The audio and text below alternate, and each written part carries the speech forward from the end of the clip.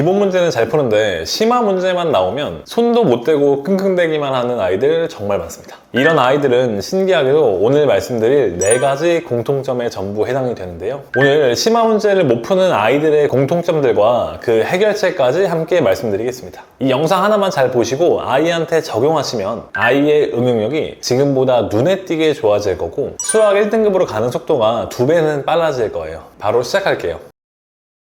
첫 번째는 사고력이 부족한 경우입니다. 사고력이 부족한 학생들은 기본적으로 하루에 받아들일 수 있는 공부량이 많지가 않아요. 그 공부한 내용을 이해하기까지 걸리는 시간도 오래 걸립니다. 심화 문제를 푸는 키가 뭐냐고 하면 흔히 수학적 사고력을 말하죠. 이런 생각할 수 있는 힘은 단기간에 기르기가 상당히 어렵습니다. 장기적으로 봐야 해요. 그래서 사고력이 부족한 학생들은 중요한 게 문제 난이도를 처음부터 많이 높이지 마시고요. 조금씩 높여가야 되는 겁니다. 점진적으로 올려야만 아이가 꾸준하게 새로운 데이터들이 쌓이면서 조금씩 응용력이 향상되는 거지 현재 실력에서 너무 편차가 큰 문제를 주어버리면 손을 댈 수가 없어요. 그리고 아이에게 항상 물어봐야 합니다. 이 개념을 한번 설명해 볼래? 이 문제는 어떤 공식을 사용하는 거야? 어떤 개념을 사용하는 거야? 등 제대로 알고 있는 상태인지 계속 확인을 해줘야 합니다. 백지 테스트를 통해 계속 학생이 이걸 정확하게 아는지 모르는지를 확인해 가면서 난이도를 조금씩 올려나가면 됩니다. 만약 현재 배우는 과정을 충실하게 이해하지 못하고 있다면 그것부터 잡아 나가셔야 합니다. 물론 수학의 진도가 너무 느리게 나가도 좋지 않지만 무리한 선행보다는 현재 과정이나 이전 과정에서 제대로 공부가 되어가고 있는지를 체크해 주세요.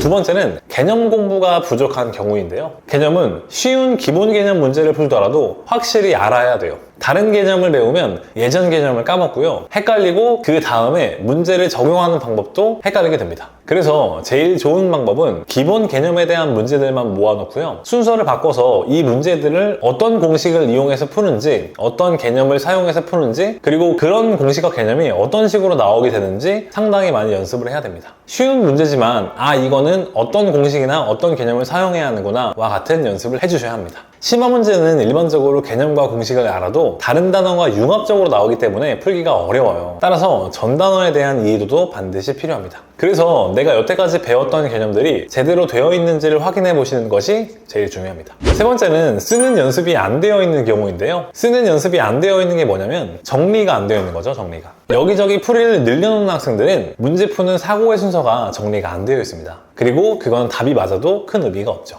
수학 문제를 풀 때 해설지와 똑같이 풀도록 연습을 해야 되는 이유가 뭐냐면 해설지를 보면 필요한 부분이 다 있습니다. 그렇게 반드시 풀어야 합니다. 그것들이 다 있어야 정답이 되는 건데 그 부분에서 어느 부분이라도 없으면 정답이 나올 수가 없습니다. 그 내용들을 다 끄집어내기 위해서 그 문제풀이를 차분히 쓰도록 연습을 해야 되는 거죠. 심화 문제는 보통 기본 개념과 다르게 개념들이 최소한 2개 이상을 사용하게 되는데요. 그 안에는 순서를 지켜야 하기도 합니다. 1번 개념을 사용하면 2번 개념을 사용하지 못할 수 있지만 2번 개념을 먼저 사용하면 1번 개념이 떠올라서 사용할 수 있는 경우들이 상당히 많습니다. 그렇기 때문에 순서가 굉장히 중요하기도 합니다. 그래서 쓰는 연습을 평소에 해놓지 않으면 심화 문제를 풀 수가 없어요. 내용이 정리가 안 되어 있어서 모든 문제풀이를 다 끄집어내야 돼요. 근데 끄집어내기가 많이 힘들기 때문에 쓰는 연습을 많이 해야 되는 거죠. 네 번째는 유형별 문제풀이가 안 되어 있는 경우인데요. 개념 정리도 잘 되어 있고 쉬운 개념 문제를 막 섞어놨는데도 구분이 잘 되어 있어서 잘 푸는데 심화 문제를 못 푼 학생들에게는